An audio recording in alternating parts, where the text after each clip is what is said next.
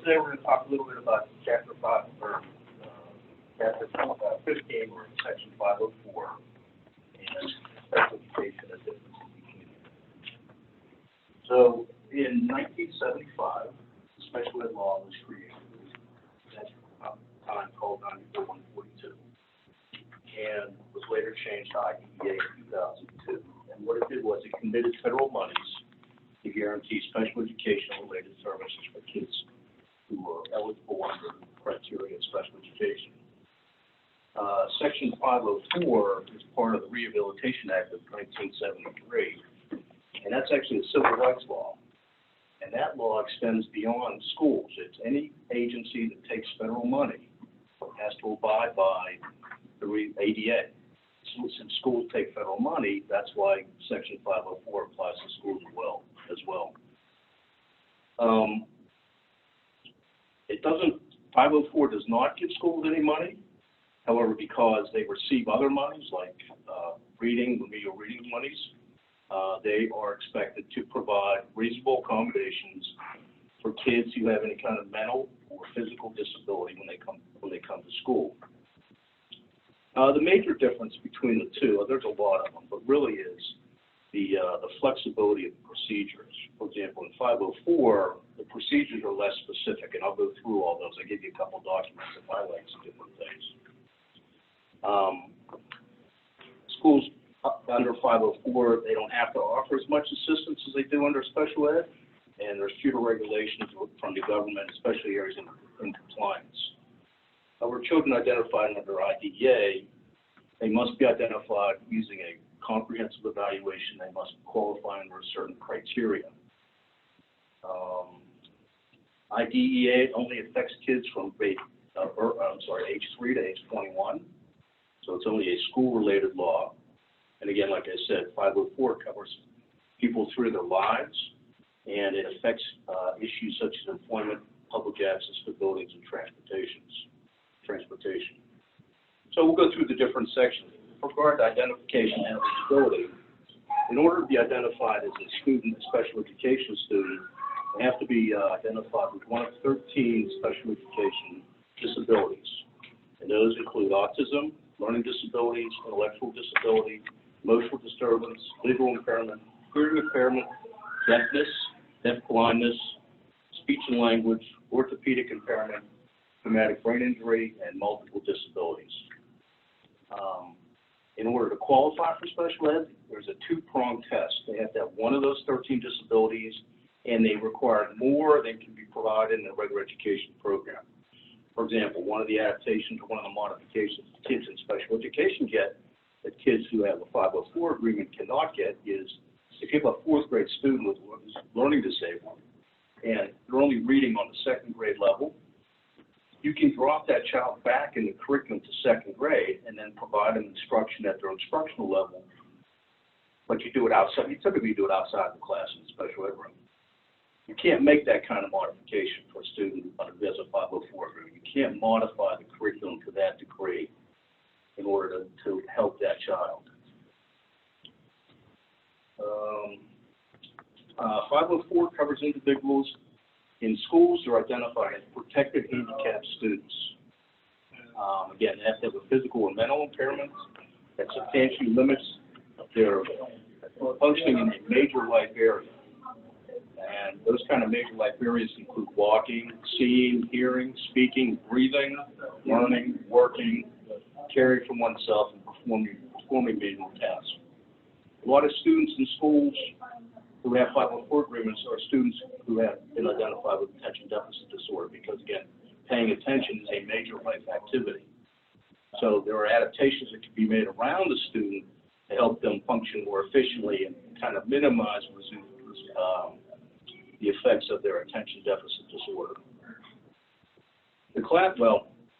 So with regard to evaluation, like I said, for special ed, they have to be evaluated by a multidisciplinary team. That team is led by a school psychologist. It says that specifically in the law. Parents have to give written consent in order to do the evaluation. These students need to be reevaluated at least every 3 years. When you go in, you may have to retest. You certainly review the results, their progress. And if a parent disagrees with the evaluation that the school district does, the school district has to provide an individual or an independent evaluation at their expense. With 504, there really is not a formal evaluation. Typically, the way it works is we get a note from the doctor that says the child has such and such. That identifies the child as a handicapped student. Decisions about the child and their program are not made by a team, just by an individual knowledgeable about their disability or their impairing condition and what happens in schools. Typically, again, it's a school psychologist. I've seen it be principals. I've seen it be guidance counselors, but somebody who has some knowledge. Again, there's no written consent that has to be obtained from the parent in order to conduct the evaluation. There's periodic reevaluations. There's no specific time frame. And there's no requirement for districts to provide an independent evaluation if the parents disagree with the evaluation itself. When there's disagreements about a program, under IDEA, special ed, parents have the right to request a due process hearing. A due process hearing is exactly that. It's a hearing with a hearing officer assigned by the Department of Ed. There are lawyers, there's testimony, there's evidence, everyone's sworn in when they testify. I mean, it looks like it is a hearing. Parents must provide written consent to have a hearing. The law itself describes the specific procedures associated with the hearing. While the hearing is going on, the student in question stays in the program they're in and is not moved until a decision is made by the hearing officer. So, for example, if a school district has a student with an emotional disturbance and they want to put him in a private school because they can't manage his behavior, the student stays in the public school until the hearing is completed. If the parents prevail, then the student then gets moved to the private school. And again, the due process procedures are enforced by the Department of Ed, the Federal Office of Special Education, and the U.S. Department of Education. So there's a lot of agencies potentially involved in due process situations. Now, 504 is different. There is no formal hearing process. There's no independent hearing officer that is assigned by the state. Someone in the school has to act as an independent hearing officer, which immediately sets up an unfair situation because you as a parent trying to get something from the school and the parent is sitting, the principal is sitting as the hearing officer, and he's been told by the superintendent, don't give these people anything else, you're going to lose. So it's not really impartial. You don't have to give your consent to have the hearing.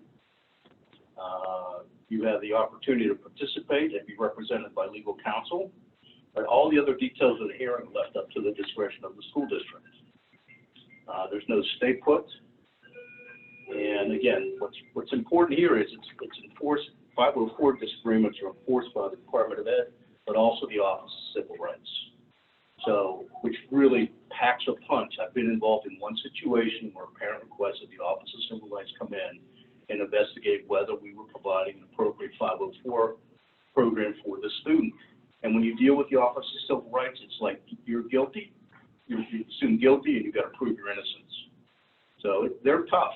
They're tough. If you decide to go 504 and you're not liking what the schools are doing, call the Office of Civil Rights. They'll be happy to come in and help you. Because again, it's seen as a discriminatory practice if they don't provide what the protected handicapped student needs in order to be successful in school. Okay? All right, so I gave you two documents. Now let's look at the color one first. So this is a teacher's desk reference, like the physician's desk reference, related to IEP. So I put this together to highlight the difference between an IEP and a 504 agreement. Just to start real quick, this is a 504 agreement. I gave you one of these as well. It is exactly one page. Okay, not a whole lot of information. It's a single. Yeah. A special ed IEP, the minimum on IEP can be is 20 pages. And I didn't print one up because that kind of would have been a waste. So you can just see the regulatory differences in the number of pages involved at that level. But if you look at page 3 of the documents, Whenever you're involved in a special education program, at the bottom there, it says appropriate forms. So the main form that describes the program is called the IEP, Individualized Education Program. There's a required invitation to participate in those IEP meetings that has to be sent to everybody that's involved in the meeting. The parent had the opportunity to excuse members from the meeting, and again, that's done through paperwork. At the end of the process, there's a notice of recommended educational placement. That's just a document that the parent signs that says, I agree with the placement and I agree with the program or the IEP. It's also the document that says, I don't agree and I want a due process hearing. Procedural safeguard notice is a 20-page document that lists all the rights and responsibilities that parents have with regard to putting their students in special education. And then when kids graduate, they must leave with a document called Summary of Academic Achievement and Functional Performance, which talks about the kinds of progress they've made in the program, the kinds of adaptations they've received in the program, the thought being the next place they go, whether it be a college or a vocational school or two-year program, they take this document with them and say, these are the kinds of things I had happen to me in public school. I'd like to have the same kind of adaptations in college, although college is not obligated to implement an IEP, but they are required to provide some accommodation to students when they get there. Okay, the next page lists all the sections of an IEP. And again, this is a 20-page document. Demographic information, name, age, educational level, whether English is a primary language. Every IEP has 6 special consideration questions. Is the student blind or visually impaired? Is the student deaf or hard of hearing? Does the student have communication needs? Does the student need assistive technology devices and/or services? Does the student have limited English proficiency? Does the student exhibit behaviors in his or her learning or that of others? If the answer is yes to any of those, a specific plan has to be included in the IEP around those areas. So what was happening was things were being missed in IEP meetings. I mean, this edition happened probably 8 years ago because things were being missed, and so they force every IEP meeting to ask these questions. All these questions need asked in every meeting. There's a section on present levels of academic achievement and functional performance. This is where the results of the evaluation are placed. It talks about the student's strengths and needs, identifies the child's disability if they have one, and makes recommendations about the type of adaptations or modifications the student may require once they get into special ed. For students who are over the age of 14, a plan has to be put in place that outlines or directs their transition from school to whatever they're going to do after school, and that plan is followed and updated every year. Will the student participate in state and local assessments? Not only will they, but will they need adaptations to take the PSSAs or any achievement tests your school district might give? The two guts of the document are the goals and objectives. You know, what is the goal? What's the child's present functioning? How far do we want to take them? And what steps are we going to use to get them there? And then modifications, especially design instruction, as just so what are the types of adaptations and modifications you're going to make to the child's program in order to see the child make progress, make meaningful progress. Supplementary aids and services, you have to talk about, does the child need speech, does the child need PTOT, does the child need nursing services? All those things need to be included in an IEP. And any support for school personnel. So that might be something that would be relevant here. A teacher has a student who comes from here with a IEP and they've never dealt with a student who has cancer. You know, they might bring in someone from Children's Oncology, or the school district would bring somebody and tell the teacher, okay, these are the things you can expect. These are the things that the child might do well in. These are the things the children might have difficulty with. School districts have to provide that kind of support for school personnel when dealing with special ed kids. Next page is a child qualifier for extended school year. That's instruction that occurs over the summer. Next is, what is the child's educational placement? So, for example, if your child's been identified with a learning disability, you know, will the child go into a learning support program? Will again address their needs? What type of support? Again, that refers to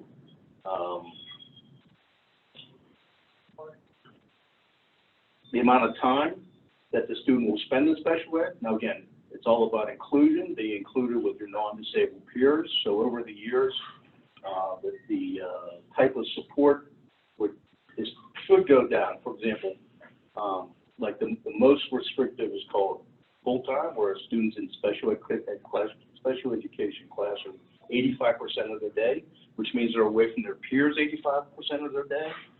Whereas the lowest might be what's called itinerant, which is anywhere from 0 to 25% of the day they're away from their non-disabled peers. So that determination has to be made in the meeting. Where the child's program will be in a home school, will it be in a neighboring school that has a specific kind of classroom, will it be an approved private school if they have severe needs? Those are the decisions made there. And then every student in special education becomes part of the Penn data reporting system that documents all these decisions that have been made about the student, and then that document is sent to the state, reviewed by the state. So that's a lot to an IEP. The other document I gave you is teacher test reference for 504. So if you go to, and again, you saw how big the agreement was compared to an IEP. Really, the reason I gave you this document was for page 3 and 4. It gives you some kind of idea about the adaptations that kids receive in school that come with the 504 agreements. And I give it to you more as a reference than something we need to go over today. But understand that it's only adaptations that can be made. So it can be adaptations to the environment, adaptations to the organizational strategies, behavioral strategies, how things are presented to these students, and how these students are evaluated. But again, there's not any significant kind of modifications like we do in special education. You know, schools are tough about, different schools are different. You know, some schools are willing to work with 504 and do what they need to do for kids with 504 agreements. Like anywhere else, it's all about the money. You know, if they discover things are costing too much money, they might not be as willing to do as much around 504 for a student. It can be the same in special ed too. But again, they're less fearful of doing less in special ed because there is so much regulation and there is so much opportunity to sue a school district. I think one of the things parents of students who have 504 agreements need to know is that their vehicle to get out is the Office of Civil Rights. And I don't think a lot of people with 504, a lot of parents who have 504 agreements understand that. It's a powerful, powerful organization to help you get what you need for your child. So, kind of quick and dirty. And yes. Can you have both? Can you have Yes, an you can have IEP both. and a 504? You can. Okay. Yes, essentially, kids that have IEPs do qualify for 504s because their special ed condition does impact a major life activity like reading or writing or whatever. An example of a 504 might be you have a child who has a learning disability, say they're in high school, they break their leg. So they need to get out of class 5 minutes early so they can navigate the halls before everybody gets out, or they need a key to the elevator to get up and down. You can write a 504 agreement about that part because that's not going to be addressed in the IEP. And that would be more of a short-term kind of intervention because, again, hopefully the broken leg would heal eventually. But, yes, you can have both. Parents usually opt for the IEP. If there's an option, parents opt for the IEP because, again, there's so much regulation. And again, schools have to spend money on kids with IEPs where they don't have to spend money on kids who have 504 agreements. One of the advantages you have as parents of children with cancer is it's really rare, and the schools will pay attention to you because it really looks bad. They don't do what they're supposed to do when you have this really rare disease, and they don't want to do this or the other thing. So everything you said about 504 is 100% correct. you have the civil rights leverage, but you also have the leverage of being a parent of a child with cancer. And you're going to be the only parent in the school district, probably. Certainly the only parent in the school. No? It's really unusual. The parent of the president of the PTA's son got diagnosed with leukemia 3 days after Riley did. Wow. We had 2 in our school. Actually, we should call them. Anyway, so apparently cancer is like very prevalent in our area. Yeah, very strange. In our school, elementary school, and he gets treated here. Cancer. But then my son, in addition, has a rare genetic disorder that, like, you know, in our community, this is a discussion a lot of, like, the 504 combinations with complications of, like, liver disease and arthritis and things like that. So I think that, you know, if the child with cancer isn't enough, then I've got, like, that, too. Right. Where it's like, he's super rare. Right. Right. What about, sorry, go ahead. No, please. Mine's a little bit more of a complicated question. Mine was more general. What about instances if a family has a 504, but they feel their child needs more and they're kind of fighting for that IEP, but the school district isn't going that way? And maybe it is because of cost, I don't know, but it becomes a fight. And once a parent puts in writing that they would like to have their child evaluated, then the school district does one of 2 things. They either say, okay, we will evaluate, or they have to go to due process to prove to the parent that the child doesn't need an evaluation. So even before the evaluation starts, you may end up in a due process hearing. Very rarely the school district go to due process over permission to evaluate. Don't they have like so many days? Yes, or certain... 60 days to complete the evaluation. So if you send a request saying, I'd like to have my child evaluated for special education, they have 10 days to respond to you. And they will respond in one of 2 ways. They will either send you a permission to evaluate, which is one of the forms we talked about. Yeah. That tells you what kind of evaluation they're going to do. And then, or they'll send you a notice of recommended educational placement that says, we are refusing to do your evaluation. Sign here if you want to go to the process. Right. Now, sorry. Can you keep going? Yeah. I have 2 children. One that has an IEP currently. One who has cancer, which has a 504. He has a GIEP, a gifted IEP, and he just got diagnosed with some weird ADHD. So they were suggesting another 504 just for that. But I'm having a lot of problems with the IEP situation with my older son. So. Well, you certainly can request an evaluation to determine if the attention deficit is significantly impacting his educational performance. Mm-hmm. If they do make that determination, then they will do an IEP, a regular IEP. It would not be part of your gifted, although you can do both together. But it's kind of confounding when you talk, half the IEP is talking about how you're going to advance and enrich the student, and the other half is talking about, how you need to slow things down or do multiple repetitions So in that case, it might be better to have a GIEP and a regular IEP, although you can do them both. But again, it all starts with that evaluation. So where you would start is making that request. Yes, sir. One question, and I'm still struggling with this question. For this group of kids, let's just make it really complicated. The kid with a brain tumor, so they have surgery, radiation, chemotherapy. It's pretty dynamic. And really, really rare. You guys already know that. It's rare. Is that something the school psychologist wants to evaluate, or should they be evaluated alternatively by a neuropsychologist? That's a good question. I'm struggling with it. Well, I think schools typically will start with the school psychologist. And there are some skilled school psychologists who are good at diagnosing neurological impact of a brain injury. Let's just call it a brain injury. It is. An insult. But again, if the parent is unhappy with that evaluation, they can go back to the district and say, I don't agree, I'd like an outside evaluation. Now, you may have to fight about it, but ultimately they have to do it.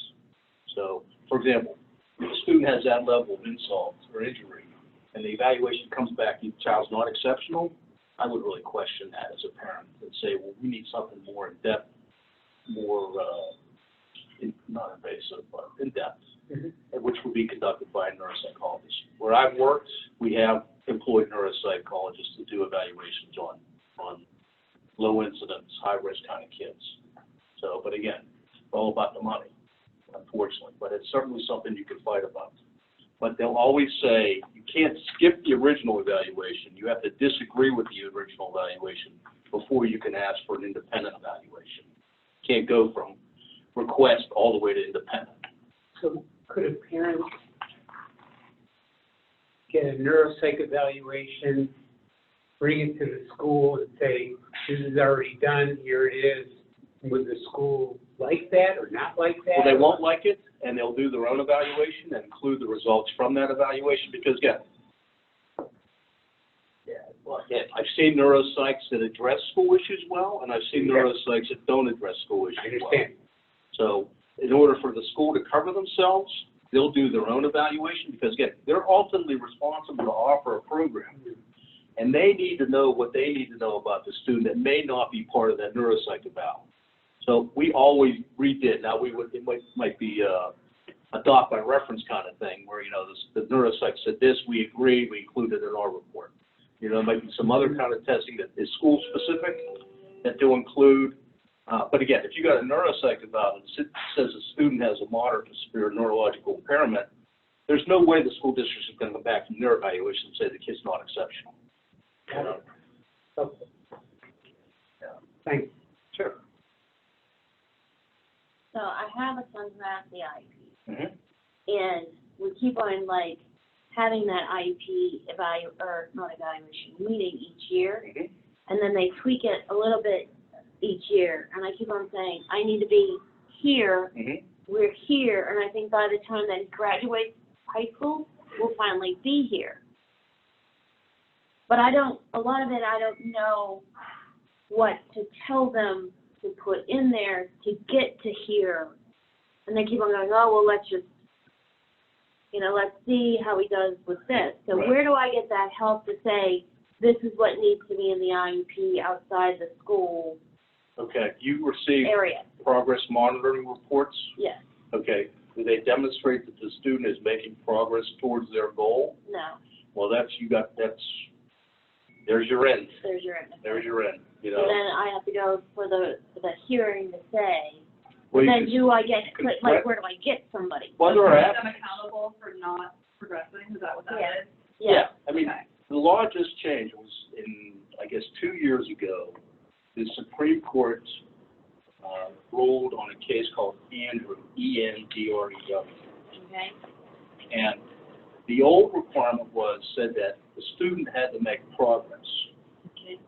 Minimal, it didn't say minimal progress, just progress. So if you had a student in kindergarten who needed to learn, whose goal was to learn the alphabet by the end of the year, Yeah. and they only learned A and B, Okay. they were okay. The new law says the child has to make meaningful progress in light of their disability. So it means it's a lot more pressure on school districts now about progress monitoring and moving kids along faster than they've ever been moved along before. So really you have the law on your side now. If they're not making that adequate progress, you may want to do some research on the Andrew case, the Supreme Court case. It gives you a lot better information. Might look for an advocate. Okay. Now there's a parent group. It's a state-funded group. It's called PEAL, P-E-A-L. They're in the South Side, and they provide parent advocacy at no charge. They're really good. I've heard Yeah, I will contact them. And then there are paid advocates you can search out as well.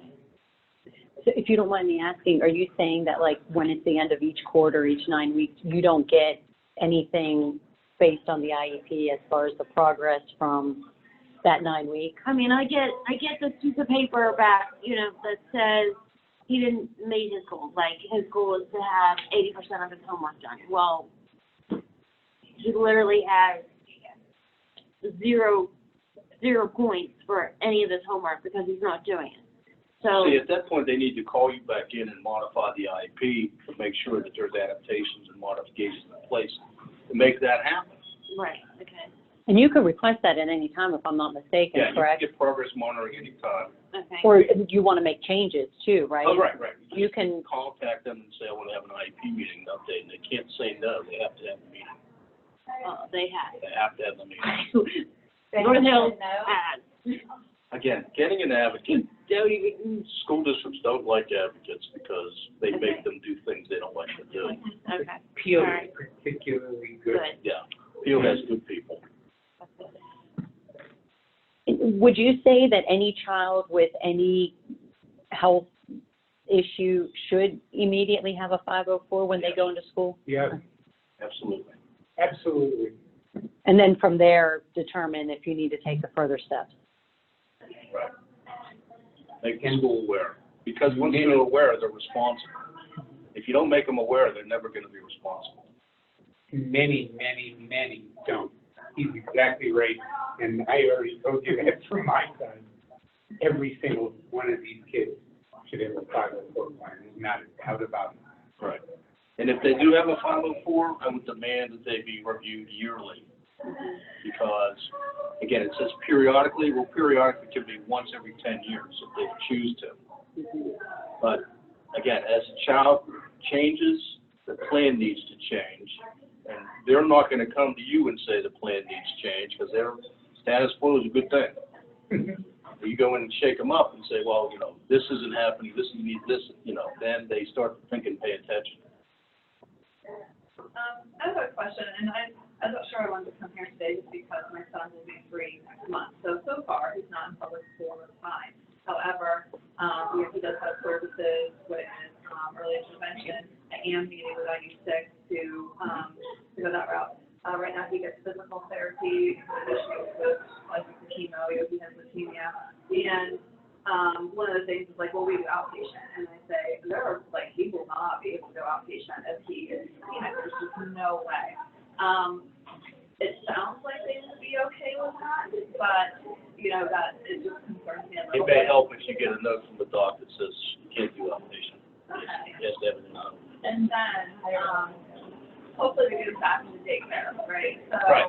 That's the goal. and then he would be in like a pre-K program. And I don't think that in a preschool setting in pre-K, that they would be reluctant to call him. I mean, if they're going to take it easy. Don't assume. Well, that's true, but I mean, I do like, my other kids go to the daycare, and I think that I have a good time. And they're very receptive to the fact that he has his learning for the Jill syndrome, and he has certain things that will help with that. But, I would be more concerned, I think, than marching into kindergarten, because, I know my school district, like, it's just not good. And, well, as a children's advocate for domestic violence and sexual assault, so I would, go in and work with kids, at my school district, and they really didn't like me going in there because, of course, I'm sitting there like, here's their, their rights, and this is what you need to provide for them. They did not like it. So, at what point in my journey, as my son is just almost 3, at the beginning stages, will I really have to consider this?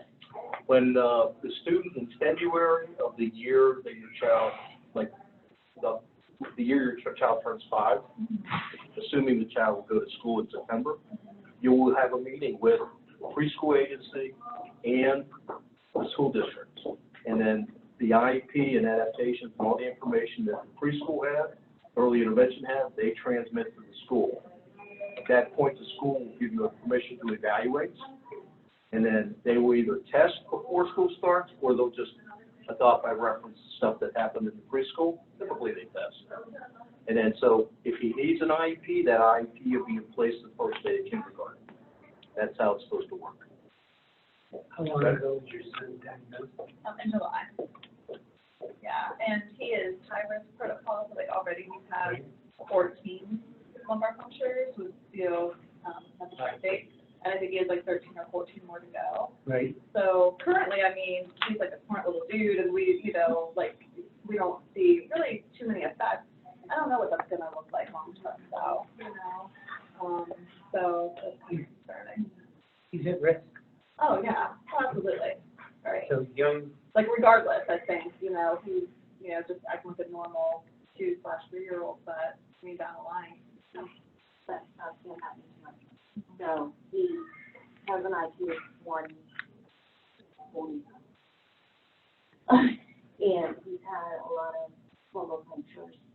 and now he's having like a really bad like attention deficit disorder.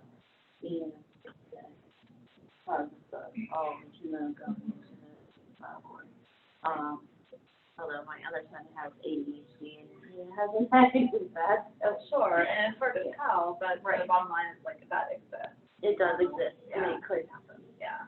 Like, I think the important thing is to empower yourself to learn Right. as much as possible so that you're always armed And with be the proactive. information and, Oh yeah, everybody in there, we're on page right now, they're like, so I was like, well, I don't know if it really pertains to me, like, go and give information now, like, there's nothing, wrong with that.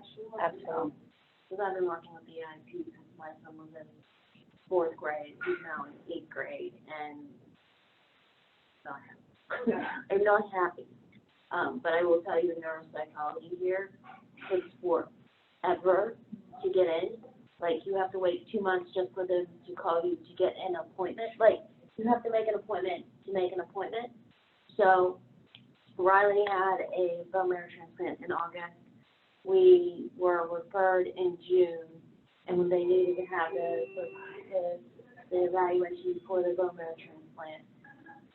I threw a fit. They finally called me at the beginning of July, and I'm like, well, normally we would have only called you in August to make the appointment, and our first opening is in March of 2020. Like, we still wouldn't have had this evaluation.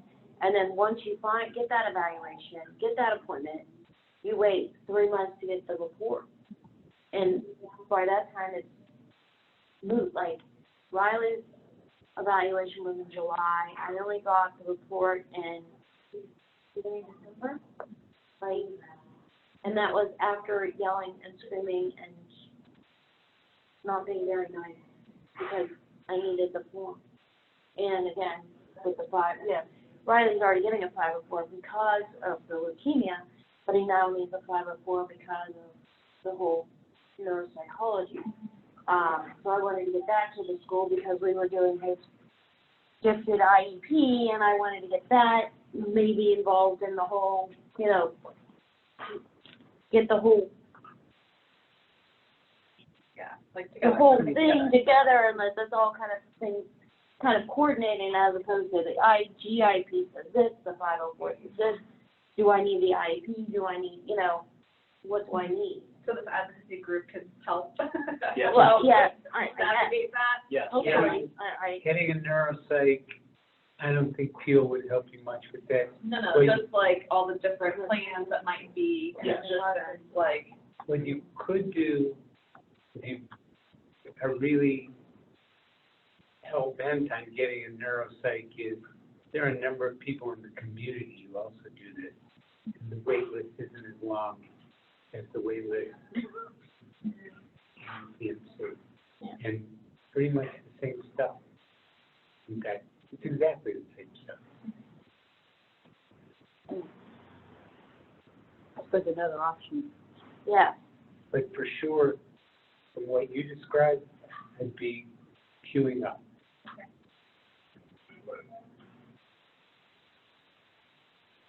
Thank you. Anything else? Like, okay?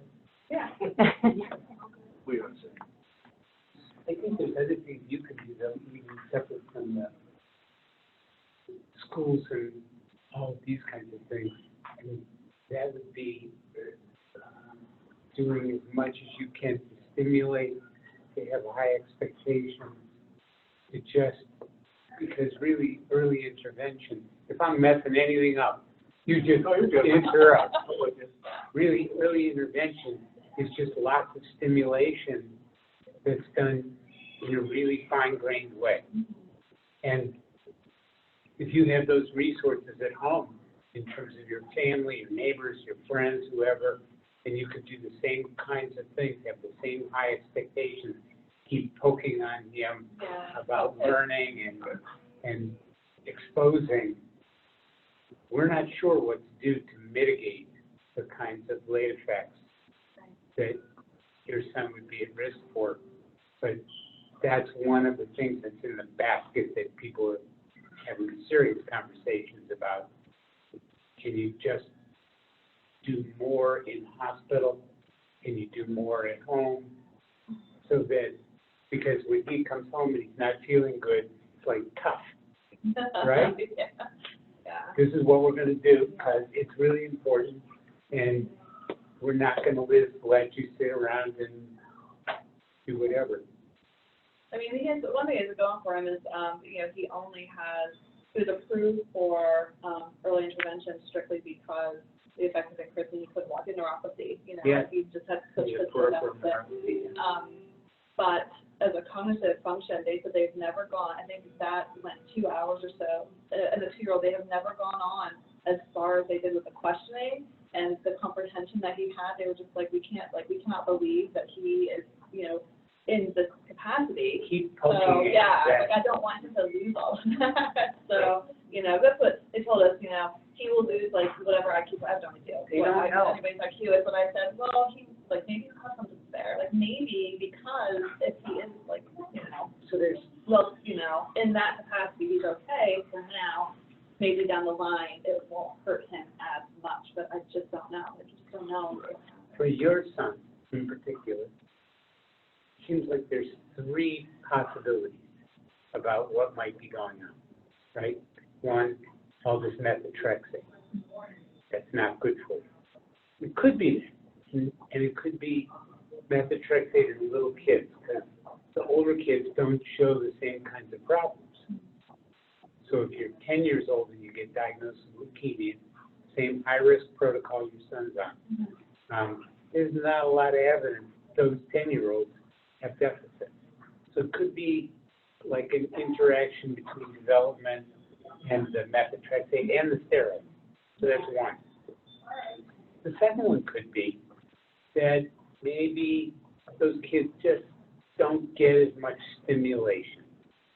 So all this early intervention stuff that he knows a lot more about than I do is really about stimulating kids and pushing them hard. And lots of times when little kids get cancer, we sort of pull the gas pedal back off, and we're like, oh, we're going to lower our expectations because he's on steroids and he's grumpy, and so it could be that it's the environment, right? So if it's a 10-year-old, you're like, go back to school, right?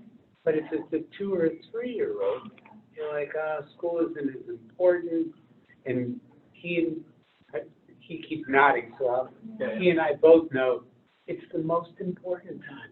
Yeah, I would like for him to go back to preschool, Right. daycare. It is the most important time. So if you can't, because his counts are low or whatever, then it's like, okay, how do we do an assault at home?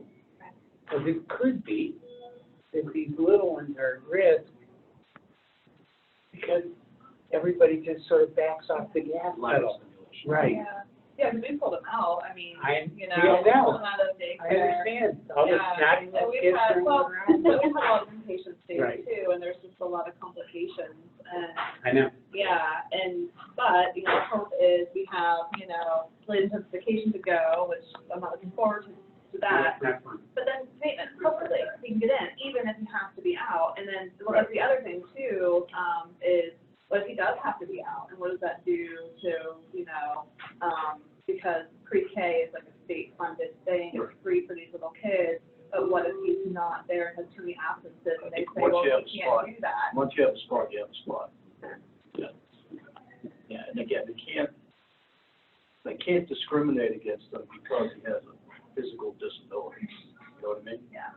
So I don't think he would lose. Like I said, I think once they're approved for pre-K, that spot is there for them. They have X amount of absences though, that they can have, because they told me that it is, because my 4-year-old right now is in that program. So, if they have more than the allotted amount of absences, then they would not be in that program.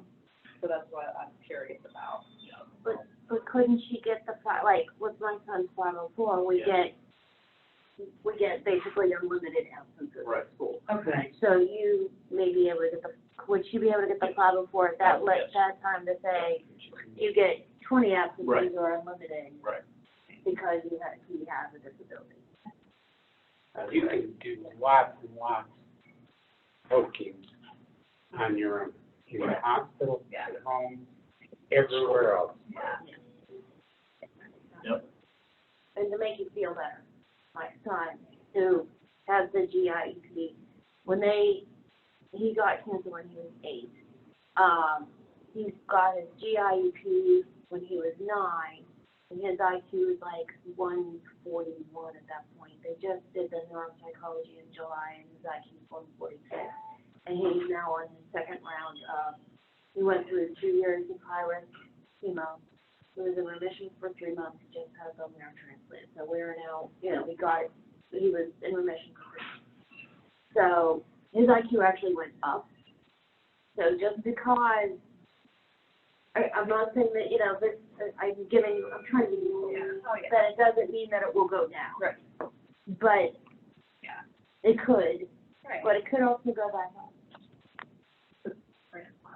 The brain is plastic. It is. And we're dealing with different age ranges. Yeah. But, it could happen.